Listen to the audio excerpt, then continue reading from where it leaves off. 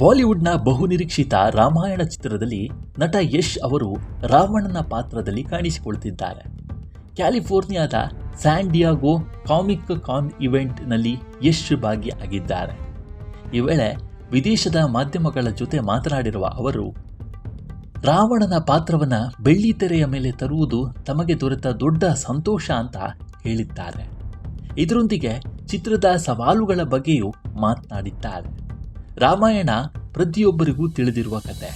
ಈ ಕಥೆಯನ್ನು ಈಗಾಗಲೇ ಹಳ್ಳಿಗಳ ಪುಟ್ಟ ನಾಟಕಗಳಿಂದ ಹಿಡಿದು ಟೆಲಿವಿಷನ್, ವಿವಿಧ ಭಾಷೆಗಳ ಸಿನಿಮಾಗಳವರೆಗೆ ಹಲವು ರೀತಿಯಲ್ಲಿ ಹೇಳಲಾಗಿದೆ. ಎಷ್ಟೋ ಜನರು ಈ ಪಾತ್ರಗಳನ್ನು ನಿರ್ವಹಿಸಿದ್ದಾರೆ.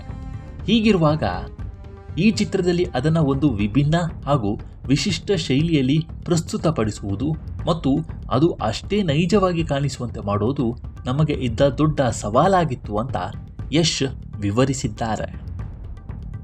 ಪ್ರೇಕ್ಷಕರಿಗೆ ತುಂಬ ರೋಮಾಂಚನ ನೀಡುವಂತಹ ವಿಭಿನ್ನ ಪ್ರಯತ್ನವನ್ನು ಮಾಡಿರುವುದಾಗಿ ಯಶ್ ತಿಳಿಸಿದ್ದಾರೆ. ಈ ಚಿತ್ರಕ್ಕೆ ಯಶ್ ಕೇವಲ ನಟರಷ್ಟೇ ಅಲ್ಲದೆ ನಮಿತಾ ಮಲ್ಹೋತ್ರಾ ಅವರೊಂದಿಗೆ ಸಹ ನಿರ್ಮಾಪಕರಾಗಿಯೂ ಕೆಲಸ ಮಾಡ್ತಿದ್ದಾರೆ. ಭಾರತೀಯ ಚಿತ್ರರಂಗದ ಕಥೆಗಳನ್ನು ಜಾಗತಿಕ ಮಟ್ಟಕ್ಕೆ ಕೊಂಡೊಯ್ಯಬೇಕು ಅನ್ನೋದು ತಮ್ಮ ಮತ್ತು ನಮಿತ್ ಅವರ ಕನಸಾಗಿದ್ದು, ಈ ಚಿತ್ರದ ಮೂಲಕ ಇಡೀ ಭಾರತೀಯ ಚಿತ್ರರಂಗ ಹೆಮ್ಮೆ ಪಡುವಂತಹ ಪ್ರಯತ್ನ ಮಾಡಲಾಗ್ತಿದೆ ಅಂತ ಯಶ್ ಹೇಳಿದ್ದಾರೆ. ರಾಮಾಯಣ ಕೇವಲ ಭಾರತದಲ್ಲಿ ಮಾತ್ರವಲ್ಲದೆ ಏಷ್ಯಾ ಹಾಗೂ ವಿಶ್ವದ ಹಲವು ದೇಶಗಳಲ್ಲಿ ಸಾಂಸ್ಕೃತಿಕವಾಗಿ ಆಳವಾಗಿ ಬೇರೂರಿದೆ. ಮಾನವ ಜೀವನದ ದೈನಂದಿನ ಗೊಂದಲಗಳು, ತಪ್ಪು ಒಪ್ಪುಗಳ ನಡುವಿನ ಸಂಘರ್ಷ ಹಾಗೂ ನಾವು ತೆಗೆದುಕೊಳ್ಳುವ ನಿರ್ಧಾರಗಳು ನಮ್ಮ ವ್ಯಕ್ತಿತ್ವವನ್ನು ಹೇಗೆ ರೂಪಿಸುತ್ತವೆ ಎಂಬ ಆಳವಾದ ಜೀವನದ ಸತ್ಯವನ್ನು ರಾಮಾಯಣ ಅತ್ಯಂತ ಸರಳ ಮತ್ತು ಭವ್ಯವಾಗಿ ಹೇಳುತ್ತೆ ಅಂತ ಯಶ್ ಹೇಳಿದ್ದಾರೆ. ನಮಿತ್ ಮಲ್ಹೋತ್ರಾ ನಿರ್ಮಾಣದ ಈ ರಾಮಾಯಣ ಚಿತ್ರವು ಐಮ್ಯಾಕ್ಸ್ ತಂತ್ರಜ್ಞಾನದಲ್ಲಿ ಮೂಡಿಬರಲಿದೆ. ಈ ಚಿತ್ರ ದೀಪಾವಳಿಗೆ ರಿಲೀಸ್ ಆಗಲಿದೆ.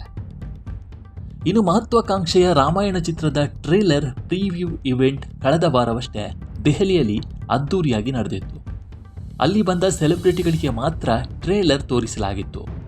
ಇವತ್ತು ಯೂಟ್ಯೂಬ್ನಲ್ಲಿ ಟ್ರೇಲರ್ ಅಧಿಕೃತವಾಗಿ ಬಿಡುಗಡೆ ಆಗಬೇಕಿತ್ತು. ಆದರೆ ಈಗ ಟ್ರೇಲರ್ ರಿಲೀಸ್ ದಿನಾಂಕವನ್ನು ಮುಂದಕ್ಕೆ ಹಾಕಲಾಗಿದ್ದು, ನಿರ್ಮಾಪಕ ನಮಿತ್ ಮಲ್ಹೋತ್ರಾ ಪೋಸ್ಟ್ ಮೂಲಕ ಇದಕ್ಕೆ ಕಾರಣವನ್ನು ಹಂಚಿಕೊಂಡಿದ್ದಾರೆ.